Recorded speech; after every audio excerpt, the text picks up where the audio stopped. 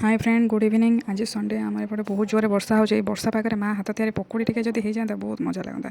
तो माँ को कहली माँ तार पियाज फाज काटी तादे जीरा और जुआणी पकईला सोढ़ा टे पकईदी तादे लुण बुण आड करदेकी तादे बेसन पकईला। ये देखो बेसन 4-5 चामच पकईदेला जी क्वांटिटी अनुसार पियाज अनुसार आप भी पकईदेवे। तापर हूँ लंका और रसुण को छेचिकी पकाब। सब गोल सारिकी माँ मत कहला तू कढ़ई बस निजे छाणे आ मु कौन करी बसिकी तेल गरम हो सारापर मुझे गोटे गोटे पकईकी छाणिली।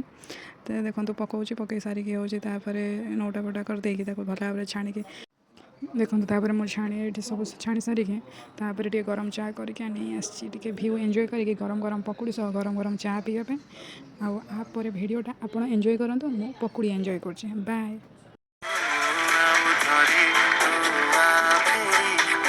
पाइबी तते मु आग परी से बाट सारा पुणी चल